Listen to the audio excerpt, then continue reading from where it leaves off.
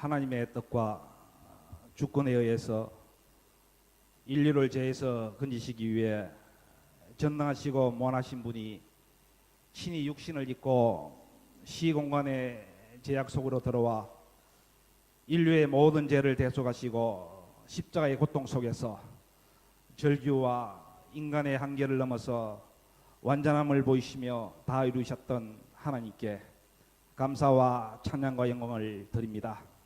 이 시간 지난해를 돌아봅니다.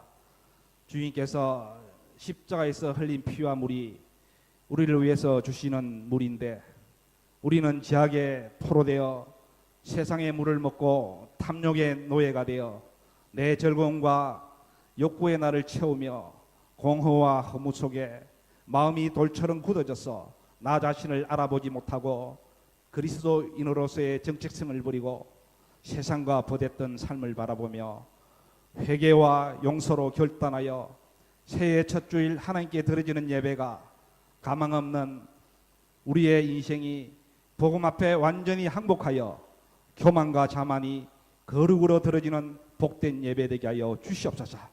하나님 아버지, 올 한 해에는 영적으로 무뎌진 우리의 신앙을 소생케 하여 구원을 새롭게 깨닫게 하여 주시며, 우리가 살고 있는 인생이 영혼을 준비하는 과정되어 주님께 드려지는 향기로운 삶의 예배가 날마다 우리 앞에 임재하며 생명과 구원의 뿌리인 십자가를 바로하라. 이 땅에 의를 세우며 말씀과 성령의 역사로 잃어버린 신앙과 예배가 회복되는 한 해 되게 하여 주시옵소서. 하나님 아버지, 헤어지고 이별하는 나그네의 인생길에서 오늘도 그리스도의 백성 되어 내가 가는 인생의 길이 사망으로 가는 것인지 생명으로 가는 것인지를 깨달아 인생의 궁극적인 삶의 모습이 하느님을 경외하며 나의 자아와 교만이 그리스도와 더불어 죽은 자 되어 세상 가치관에 왜곡되고 중독되어가는 우리의 심령과 골수가 이제 찔러 쪼개움을 받아 거룩함을 입어 그리스도인의 정체성과 소명을 감당하는 교회가 되게 하여 주시옵소서. 그로 인하여 인간의 죄로 묻혔던 창조의 목적이 예수님의 십자가의 부활을 통해서 드러나며 창조의 목적이 회복되어 이 땅의 교회가 감당해야 할 거룩한 소명임을 깨달아 이제 하나님과의 완전한 형상의 그 본체이신 예수 그리스도를 채우며 예수 그리스도와 하나로 해방되게 하신 교회, 그 교회를 본받아 모든 인류를 그리스도의 통치 앞에 복종시키고 그런 믿음으로 저희들을 서게 하여 주시옵소서. 하나님의 주권과 섭리를 믿고 날마다 자기를 부인하며 생명의 말씀을 따르는 신앙 공동체가 되게 하여 주시옵소서. 하나님 아버지, 세상의 조롱과 불신 속에서도 믿음으로 극복하고 고난 속에서도 인내하면서 거룩한 부르심에 충성했던 노아를 바라봅니다. 그리고 또한 어디로 가야 하는지 알지 못했으나 하나님의 명령에 믿음으로 순종해 약속을 땅에 향해 나그네로 살았던 아브라함, 또한 대적들에게 포위되어 한치 앞을 볼 수 없었던 상황에 있던 다윗이 절망하기보다는 하나님만을 바라보며 소망을 품고 반석과 요새로 삼아 요동하지 않는 믿음이 2016년도 한 해 중인교회 성도들이 이제 믿음의 선진들의 본이 되어 하나님의 백성의 본질인 가난한 마음으로 하나님을 의지하고 자신의 죄와 고난에 대해 애통하며 청결한 마음을 품어 하나님의 의를 간절히 사모하며 온유와 긍휼함으로 화평을 추구하여 하늘의 위로와 풍성한 은혜로 살아가기를 간절히 소원합니다. 이 시간 말씀으로 준비하신 김지훈 목사님 성령의 충만함으로 붙잡아 주시며 전하는 말씀들이 주님의 십자가 복음 앞에서 거울 삼아 자신의 죄악을 돌아보게 하시고 말씀 속에 메말랐던 하나님의 말씀이 살아나게 하시고 그로 인해 하나님께 마음을 드리고 하나님의 나라가 실체가 되어 날마다 삶이 영혼에 살아있음을 고백하는 한 해가 되길 간절히 바라면서 예수님의 이름으로 기도드립니다. 아멘.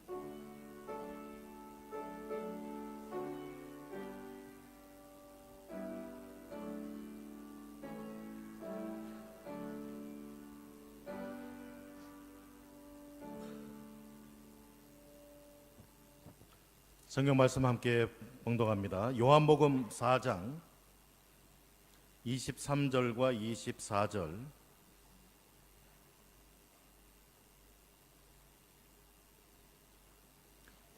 요한복음 4장 23절과 24절. 한 목소리로 함께 읽습니다. 아버지께 참되게 예배하는 자들은 영과 진리로 예배할 때가 오나니 곧 이때라. 아버지께서는 자기에게 이렇게 예배하는 자들을 찾으시느니라. 하나님은 영이시니 예배하는 자가 영과 진리로 예배할지니라. 아멘. 찬양대원 중 우리 찬양 불러주시겠습니다.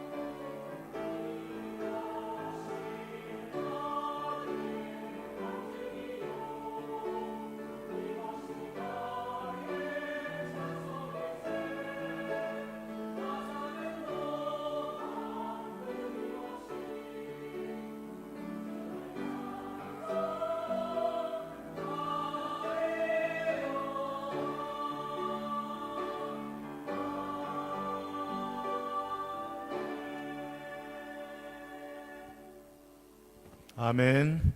하나님 감사합니다. 정말 저희들이 믿음 안에서 살아갈 수 있는 이유가 하나님의 그 사랑과 예수님의 십자가의 구원의 은총으로 인하임을 또 인하여 감사를 드립니다. 하나님의 그 사랑과 예수님의 십자가의 은혜를 우리의 삶 가운데 적용시켜 주신 또 성령의 역사하심과 인도하심으로 인하여 감사를 드립니다. 하나님, 하루하루의 우리의 걸음걸음이 이 주님을 기뻐하고 자랑하고 믿음으로 승리를 고백하며 나아갈 수 있는 저희들의 발걸음 되게 하여 주옵시기를 원합니다. 하나님, 이 시간 또 이곳저곳으로 흩어져 있는 우리 모든 성도들을 주님께서 또 살펴주시고 오늘 하나님을 예배하며 어디에 있든지 그곳에서 하나님을 예배하는 우리 복된 성도들 되어지도록 역사하여 주옵시기를 원합니다. 하나님, 오늘 하나님의 말씀을 또 듣기를 원합니다. 성령님 우리 가운데 운행하여 주시고 말씀이 우리에게 잘 들려지고 깨달아질 수 있도록 또 그 말씀을 믿음으로 하나님 기뻐하시는 또 하나님이 찾으시는 그 예배자가 우리 각자가 되어질 수 있도록 은혜 베풀어 주옵시기를 원합니다. 하나님, 2016년도 한 해 저희들의 마음속에 소원하는 기도의 제목들 하나님께서 살펴주시고 또 우리에게 꼭 있어야 될 부분들, 일용할 양식을 채워주셔서 주님과 동행하며 주님을 기뻐하며 2016년 한 해를 믿음으로 담대하게 살아나가는 우리 모든 성도님들 되어지도록 하나님 축복하여 주옵소서. 말씀 가운데 또 하나님 역사하여 주실 줄 믿사오며 귀하신 예수님 이름으로 기도드립니다. 아멘. 인사 한번 나누시겠습니다. 말씀의 은혜 받읍시다. 신년 주일입니다. 2016년도 해가 거듭될수록 연말연시에 밖으로 나가시는 분들이 많아지시는 것 같습니다.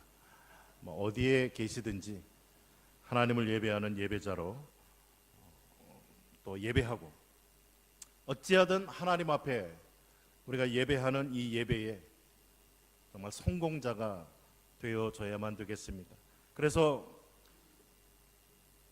교회 소식 뒤에 보시면 2016년 하나님의 나라를 세워가는 제사장 공동체로서 올 한 해 예배를 회복하는 교회가 되어지기를 소원하고 또 가정의 질서가 회복되어지는 그런 가정, 그런 성도가 되어지기를 소원합니다. 그래서 이러한 기도의 제목을 가지고 올해 한 해 함께 기도하고 거룩한 소원과 몸부림을 통해 하나님을 기뻐하는 그러한 교회와 가정 다 만들어 가실 수 있는 저와 여러분들 되시기를 주님의 이름으로 축복을 드립니다. 찰스 스윈돌이라는 그런 유명한 우리에게 알려진 목사님께서 교회의 각성이라는 책에 다음과 같은 글을 소개합니다. 늘 급한 일로 쫓기는 삶이라는 소책자를 소개합니다. 늘 급한 일로 쫓기는 삶. 삶 속에서 긴급한 일들과 중요한 일들의 차이점을 그 책자에서 이야기를 해줍니다. 그리고 종종 긴급한 일이 중요한 일을 밀어내는 것에 대해서 경고를 하고 있습니다. 여러분들의 삶은 어떻습니까? 무언가 날마다 분주하고 급한 일, 이러한 일들 때문에 쉼없이 달려가고 계시지는 않습니까? 우리의 삶 속에 급한 일 많이 있습니다. 그러나 그것보다 더 우리의 관심을 기울여야 되는 것은 중요한 일이라는 것입니다. 중요한 일. 종종 급한 일이 중요한 일들을 밀어내는 이러한 일들이 일어나게 되어집니다. 그런데 이 문제를 천천히 잘 생각해 보면 우리의 이런 딜레마가 시간 부족의 문제보다는 더 깊은 문제가 있다는 것입니다. 그것은 기본적으로 우선순위의 문제입니다. 34대 미국 대통령 아이젠하워가 그의 행정부를 출범시키면서 보좌관과 비서들에게 대통령 집무실 책상 위에는 항상 2가지 서류만 올려놓으라고 이야기를 했습니다. 하나는 긴급한 서류로 아주 급한 일들, 이러한 일들이고, 다른 하나는 중요한 서류, 아주 중요한 일에 해당되어지는 그러한 서류들만 올려놓으라라고 지시합니다. 그 후 몇 년 후에 아이젠하워가 말하기를 흥미롭게도 이 두 가지가 서로 같았던 적이 거의 없었다는 것입니다. 긴급한 일과 중요한 일 사이에 갈등은 피할 수 없습니다. 이 둘은 혼동하기가 얼마나 쉬운지 모릅니다. 흔히 우리는 바쁘게 지내고 열심히 일함으로 중요한 일을 하고 있다라고 생각할 때가 있습니다. 그러나 꼭 그렇지 않습니다. 가장 급한 일이 가장 중요한 일에 해당되는 일은 매우 드물다는 것입니다. 오늘날 많은 사람들이 매일 그렇게 오랜 시간 열심히 일하고 나서도 마음에 그렇다 할 만족감을 느끼지 못하는 이유가 여기에 있습니다. 일은 열심히 하는데 마음속에 좌절감이 드는 때가 있다는 것입니다. 그런데 이러한 상황이 교회 안에서도 동일하게 일어나고 있다는 것입니다. 급한 일이 중요한 일은 아니라는 것입니다. 포스트 모던 사회에서 교회를 특별하게 만드는 본질적인 요소 하나를 꼽는다면 그것은 바로 예배라는 것입니다. 우리가 수평적인 시각으로 삶을 바라볼 때는 긴급한 일이 주목을 받습니다. 급한 일들, 이것들이 우리의 삶 속에 큰 소리를 냅니다.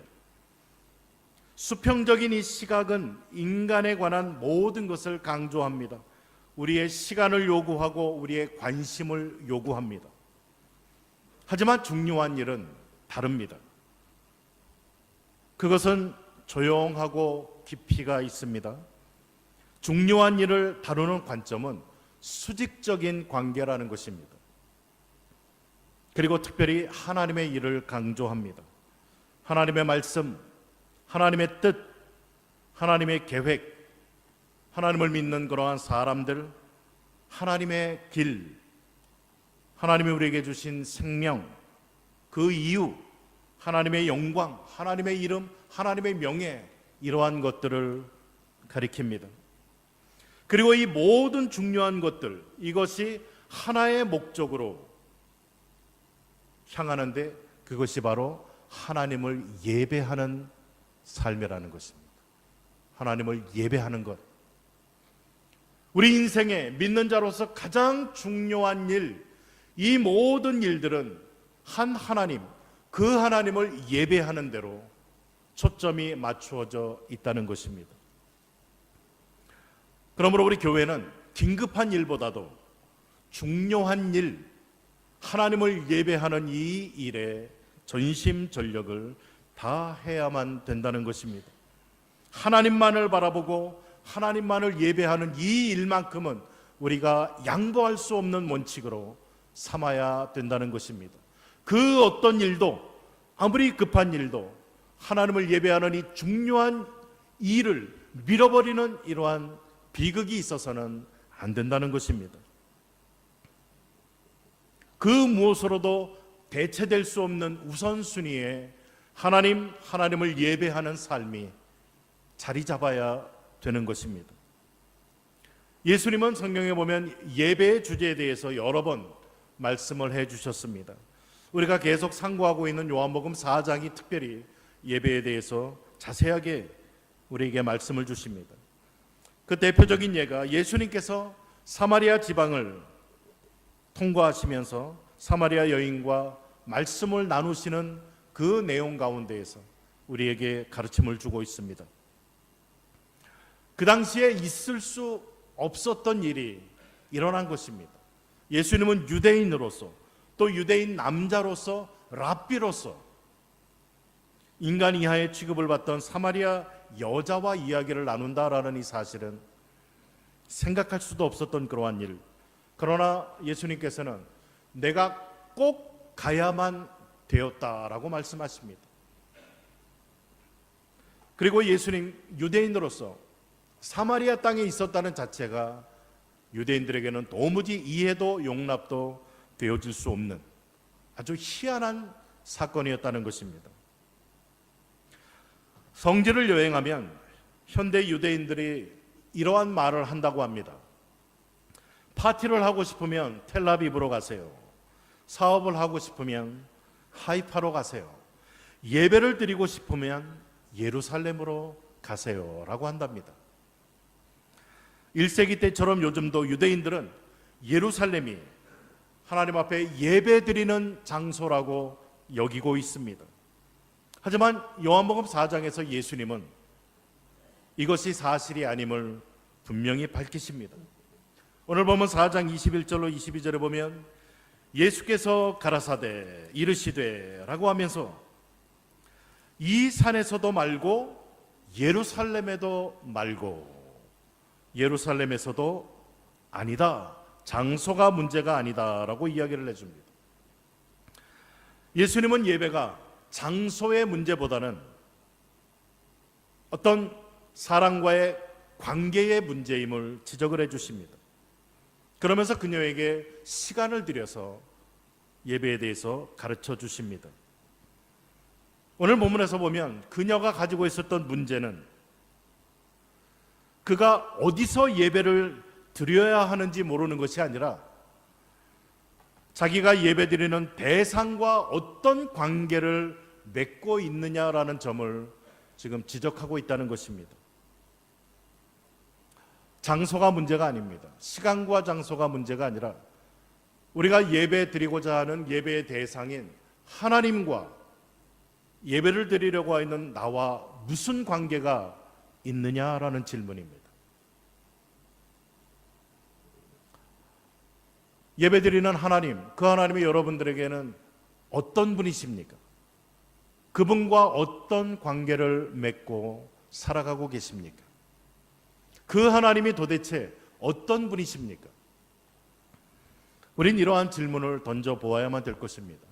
정말 나는 내가 막상 예배드리는 유일한 대상인 하나님을 바로 알아가고 있는가? 아는가? 하나님은 나를 아시는가? 하나님이 여러분을 아십니까? 그렇게 믿으십니까?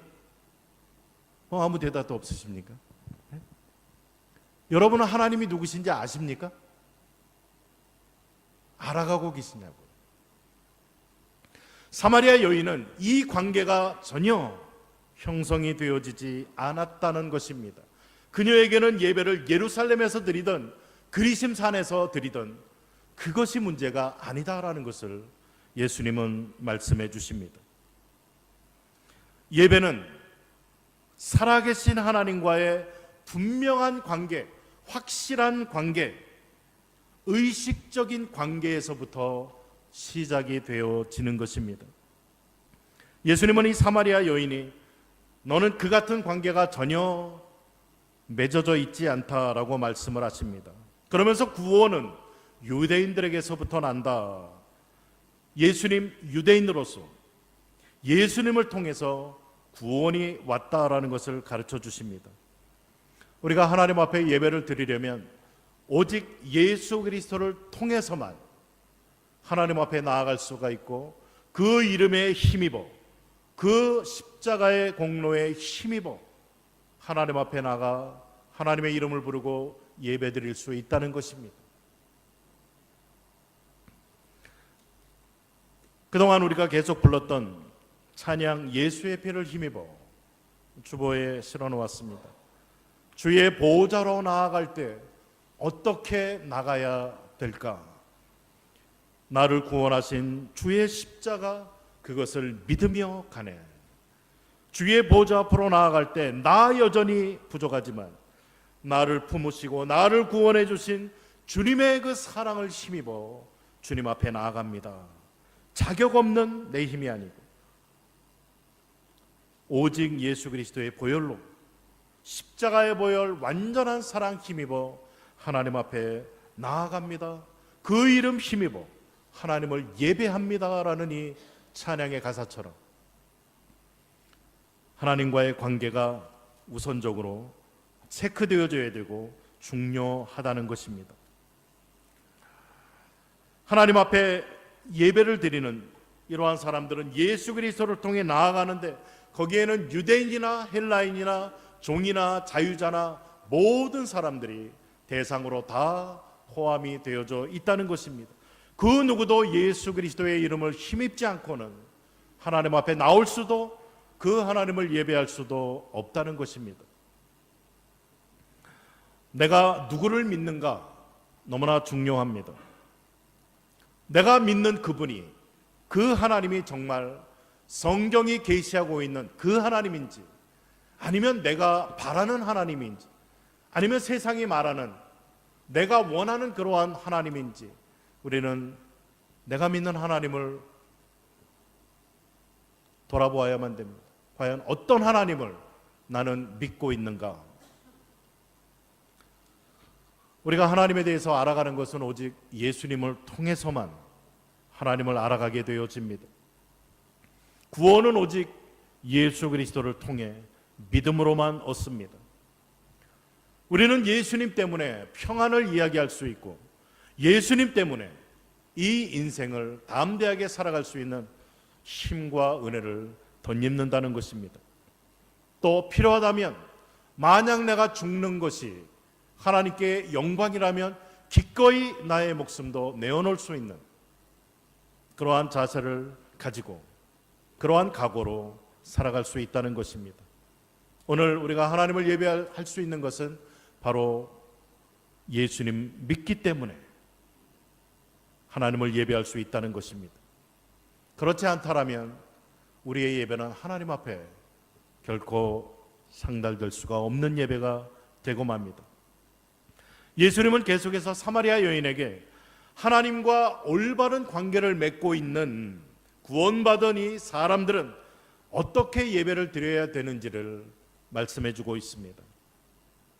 오늘 본문 4장 23절에 보면 아버지께 참되게 예배하는 자들, 이들은 영과 진리로 예배할 때가 오나니 곧 이때라.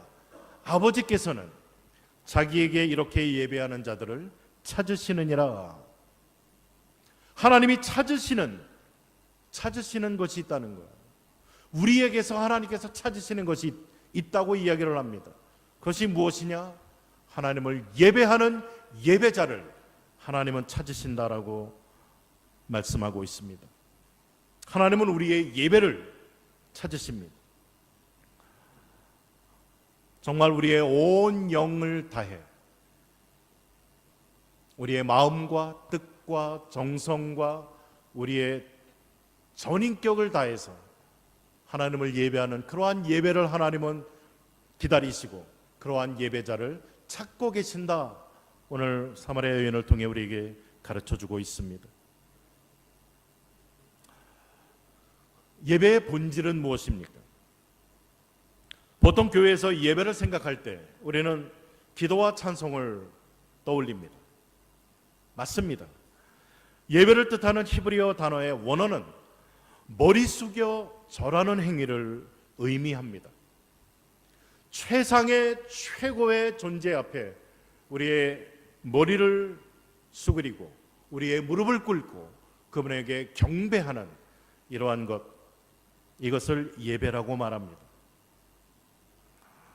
따라서 하나님을 예배하는 것은 우리의 찬양과 영광을 받기에 합당하신 그분께, 그 하나님을 최고로 여기면서 그 하나님 앞에 무릎 꿇는 행위를 이야기를 합니다. 마태복음 13장 천국은 이와 같으니라고 비유를 하면서 거기에 보화의 비유를 들어줍니다. 예수를 믿는다라는 것은 예수님을 나의 인생의 주인이요 나의 구원자로 여기면서 동시에 그 예수님을 나의 인생의 가장 값비싼 보화로 여기는 것을 말합니다. 그렇다면 우리의 예배는 가장 귀한 그 보화인 예수님, 그 예수님 앞에 겸손히 엎드려 하나님의 이름에 합당한 찬양과 감사와 영광을 돌려드리는 것, 이것이 예배라는 것입니다. 예배를 드리면서는 우리의 환경이나 이러한 것들에 우리의 시선이 흐트러져서는 안 된다는 것입니다. 오로지 우리의 초점이 하나님에게, 우리에게 가장 보화가 되시는 그 주님께 우리의 시선이 집중되어져야만 되는 것입니다. 그리고 그분을 기뻐하는 것. 혹시 여러분 집 금고 있으십니까? 아니면 금고는 없더라 하여도 금고 못지않게 여기는 현찰을 놓아두고 하는 그러한 것 다 있으시죠? 그럼 그러한 것을 가끔 열어보고 하면서 어떻습니까? 귀찮아 하십니까? 보석이나 돈이나 현찰이나. 전에 보니까 꼬르도바의 어떤 장사 가게 몇 개 하시는 분이 자기 집에 벽에 금고를 딱 만들어 놓고 몇백만 불을 걷다 쌓아놓고 하루에 한 번씩 열어보고 기뻐한다는 말을 제가 들었어요. 아직도 여전히 갖고 계신지는 모르겠습니다. 그렇게 소문이 나기 시작하면 또 그걸 기뻐하는 많은 사람들이, 손님들이 찾아올 수가 있는데요. 보석 여러분 기뻐하지 않으세요? 혹시 값비싼 보석 이렇게 끼고 다니는 분 계십니까? 반짝반짝 하면서 이렇게. 그걸 보면은, 그걸 보고 우는 분 계세요. 보석 보고 그냥 미소 지면서 이게 몇백만 원짜리인데, 몇천만 원짜리인데 그러면서 보면 그냥 괜히 기뻐합니다. 아니 무슨 그 돌덩어리가 그렇게 기쁨을 주는지 모르겠습니다. 그러나 그만큼 값어치가 있기 때문에 그 기뻐하는 거예요. 집에 현찰 이렇게 두셨으면 그것만 봐도 이렇게 웃음이, 거기만 몇만 불 몇십만 불 혹시 있다면 얼마나 그냥 미소가, 마음이 든든해지고 별 걱정이 없어지지 않습니까? 없어서 모르시나요? 그 즐거움이 되는 거예요. 즐거움. 보석은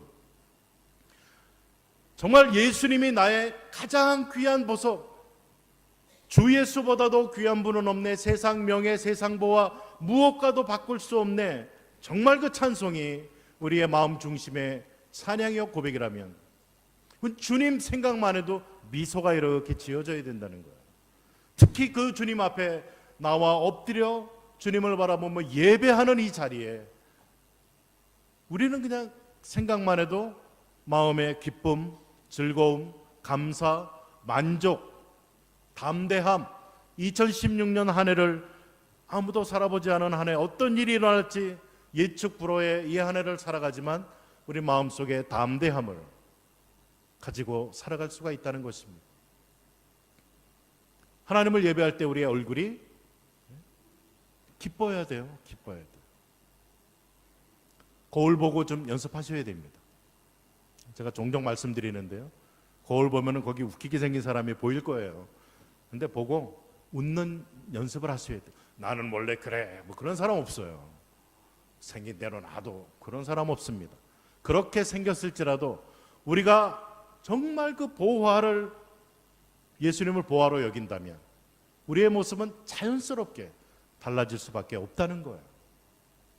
정말 우리가 그러한 모습을 가지고 하나님 앞에 예배에 임해야 정상이라는 겁니다. 아무리 세상을 살아가면서 힘든 일이 있다 그래도, 아무리 괴로운 일이 있다 그래도 그 예수님을 바라보면서 우린 기뻐하는 게 맞다라는 것입니다. 조급하게 생각하시면 안 됩니다. 좀 우리는 여유를 가지고 침묵을 즐길 수 있어야 됩니다.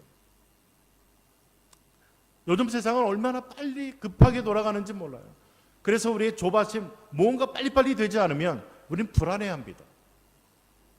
설교 말씀도 좀 빨리빨리 이렇게 안 나오면은 막 불안해하는 그런 학생 청년들이 있어요. 제가 공부하러 한국 갔다 왔더니, 아이 전도사님 왜 이렇게 말을 천천히 합니까? 좀 빨리빨리 하세요. 근데 학생들 보니까 말이 얼마나 빠른지 몰라. 막 굴러가요. 그냥 스페인어가 굴러가는데 기다리질 못해요. 은혜도 당장 받아야 돼. 축복도 당장 받아야 되고, 하나님이 급하세요. 좀 우린 기다릴 줄 알고 침묵을 좀 즐길 수 있어야 됩니다. 하나님을 묵상해야 되고 그 하나님을 생각하면서 우리의 마음속에 하나님 주시는 그 자연스러운 기쁨과 은혜, 평안, 담대함, 이러한 것들을 우린 놓쳐서는 안 된다라는 것입니다.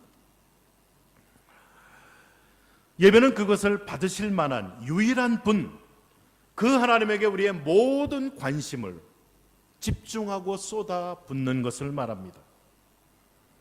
그렇게 하나님께 집중하고 그 하나님을 기뻐할 때 하나님 영광 받으시고 하나님께서는 그러한 영광을 받으시면서 우리에게 하나님의 그 기쁨과 은혜를 나누어 주신다라는 것입니다. 하나님은 우리의 예배를 찾고 계십니다. 수많은 교회들이 있지만, 수많은 예배가 하나님 앞에 드려지고 있지만, 정말 하나님께서 찾으시는 예배, 그 예배를 우리가 드려야만 된다는 것입니다. 그렇기 때문에 우리 교회는 바로 이러한 예배자를 양육하는 곳이어야만 된다는 것입니다. 가장 중요한 게 예배입니다. 교회에서 가장 중요한 게. 그렇다면 우리 교회의 목적 가운데 가장 중요한 것은 하나님을 바르게 예배하는 예배자들을 세워나가는 것이라는 이야기입니다. 이 교회는 결코 이민사회의 특성처럼 사업적인 만남을 갖는 것이 아닙니다. 교회는 어떤 오락이나 즐거움을 찾는 것도 아닙니다. 심지어 나의 마음을 즐겁게 해주는 것이 교회가 아니라는 이야기입니다. 교회는 무엇보다도 하나님을 예배하는 곳이라는 사실입니다. 예배의 본질은 우리가 행하는 어떤 외적인 그러한 활동보다도 우리의 내면과 관계가 있습니다. 예배는 내적인 것, 마음과 관련이 되어져 있다는 것입니다. 그러므로 예배는 하나님에 대한 개인의 어떤 묵상, 그리고 그곳에서 나오는 하나님께 드려지는 경배, 하나님이 누구시며 또 나를 위해, 우리를 위해 하나님께서는 어떠한 일을 행하셨는가를 깊이 묵상하면서 그것을 인정하고 감사하면서 나오는 자연스러운 반응이 예배라는 것입니다. 예배의 본질은 우리의 경배를 내면화합니다. 이러한 내면 속에서 하나님을 경배하는 것이 외적인 그러한 표현들로 나타나게 되어져 있습니다. 초대교회는 뭐라고 이야기합니까? 사도행전 2장 42절 43절에 보면 그들이 사도의 가르침을 받아 서로 교제하고 떡을 떼고 오로지 기도하기에 힘썼다라고 이야기를 합니다. 예배의 본질이 내적인 것이라면 외적인 행동들, 이러한 것들은 내면에 있는 이 예배의 자연스러운 표현들이라는 것인데요, 초대교회 성도들은 그들이 힘썼다라고 말을 합니다. 기도하기에 힘썼고 교제하기에 힘썼고, 오늘 우리가 성찬식을 떼는데 떡을 떼기에 힘썼고 서로 가르침 받는데 힘썼다는 겁니다. 가만히 있는데 자연스럽게 하나님 기뻐 받으시는 예배가 되어지지 않습니다. 힘쓰고 애써야 된다는 거예요. 우리 편에서 하나님 받으시는 바른 예배를 드리기 위해 우린 힘써야 됩니다. 우리의 관심과 정성과 우리의 노력과 이 모든 것들을 바쳐야 된다는 거예요. 하나님을 예배하는 자리에서 냉랭하게 무관심 속에 앉아 있다라면 그것은 힘쓰는 것이 아닙니다. 그러한 곳에서는 바른 예배가 드려질 수가 없습니다. 우리의 어떤 열정, 우리의 헌신, 또 우리의 관심을 갖고 정말 그 하나님을 기뻐하고 그 하나님 우리 가운데 어떻게 운행하시며 역사하시며 영광 받으실까라는 것을 힘써 구해야 된다는 것입니다. 그러므로 가만히 무관심하게 예배에 임해서는 안 된다는 것입니다. 어떤 분이 그러한 말씀을 하는데 제가 참 공감이 되고 은혜가 됐습니다. 그분은 예배를 드리는데 어떠한 자세를 가지고 하느냐, 앞에서 어떤 목사님이 설교를 하던, 어떤 찬송가가 드려지던, 어떤 성가대가 찬양을 하던, 어떤 분이 기도를 하던 제3자의 입장이 아닌 나 자신이 찬양을 하고 나 자신이 기도를 하고 나 자신의 마음을 다 심어서 그렇게 예배에 시간 동참한다라는 것입니다. 저 사람이 하는 기도가 아니에요. 저 사람 하지만 내가 나의 기도를 거기에 함께 마음을 갖다 드리고 나의 관심을 드리고 함께 나의 기도를 하나님 앞에 올려드린다는 겁니다. 찬양을 드리는데 오늘 찬양 잘하나 못하나 뭐 앉아서 이러는 게 아니라, 찬양은 찬양대가 드리지만 내 마음과 관심과 내 모든 것이 그 찬양에 함께 동참한다는 것입니다. 하나님의 말씀을 들을 때도 마찬가지입니다. 하나님께서 주시는 그 음성으로 내가 받아들이는 그러한 열정적인 자세를 가지고 예배에 임하기 때문에 예배마다 자신에게는 그렇게 은혜가 되어진다라는 고백을 합니다. 누가 앞에서 예배를 인도하느냐가 그게 그렇게 중요하지 않습니다. 누가 여기서 찬양을 드리냐, 누가 기도를 하느냐가 그렇게 중요하지 않다라는 거예요. 중요한 것은 하나님 앞에 내가 어떤 자세로, 어떠한 마음으로, 어떠한 정성을 거기에 다 들여서 그 하나님께 집중하며 그 하나님을 높이고 기뻐하고 감사하고 찬양하고 있느냐라는 것입니다. 나에게 달려있다는 것. 중요한 건 납니다. 주위의 다른 것에 너무 신경 쓰지 마세요. 다음 주에 두 번째 말씀을 좀 실제적인 것을 전해드리겠는데요. 주위 환경, 뭐 악기들, 조명들, 뭐 시설들 이런 거에 여러분들이 신경을 빼앗겨서는 안 된다라는 거예요.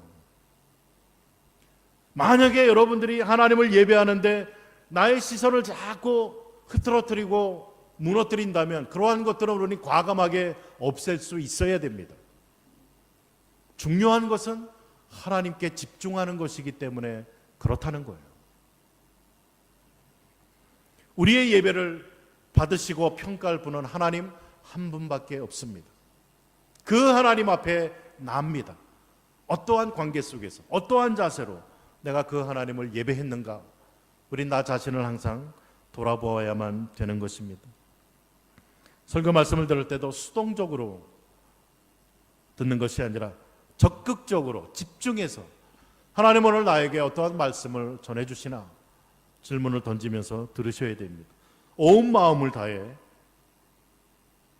찬양, 기도, 성례 모든 부분에 우리는 동참해야 된다는 것입니다. 우리는 음악으로 표현되는 이런 공적인 예배에 매우 익숙합니다. 골로새 3장 16절에 보면 그리스도의 말씀이 너희 속에 풍성히 거하며 시와 찬미와 신령한 노래를 부르며 감사하는 마음으로 하나님을 찬양하고, 하나님을 찬양하는 이러한 찬양 음악 얼마나 중요한지 모릅니다. 기약도 하나님을 찬양하는데 사용이 되어집니다. 우리가 잘 아는 시편 150편 3절로 5절에 보면 나팔 소리로 찬양하며 비파와 수금으로 소고치며 춤추어 찬양하고 현악과 통소로 큰 소리 나는 제금으로 높은 소리 나는 제금으로 찬양할지어다 라고 말합니다. 모든 악기가 다 가합니다. 그러나 이 모든 것을 통해 하나의 목적, 하나님께만 영광 돌려드리고 하나님께만 집중하는 그러한 것이 되어져야 된다는 것입니다. 우리가 찬양할 때, 노래할 때 하나님만을 위해 노래하는 것입니다. 다른 사람 듣기 좋으라고, 다른 사람 은혜 받으라고가 아니라 하나님에게 우리의 신앙의 고백, 하나님의 어떤 분이신지를, 하나님의 행하신 일을, 하나님의 하나님 되심을 우린 찬양하는 찬양이라는 거예요. 혹시 어떤 독주를 하는 것도 마찬가지입니다. 피아노 독주를 하든 기타 독주를 하든 뭐 훌륭을 불던 목적은 하나예요. 하나님께 영광입니다. 하나님께 영광.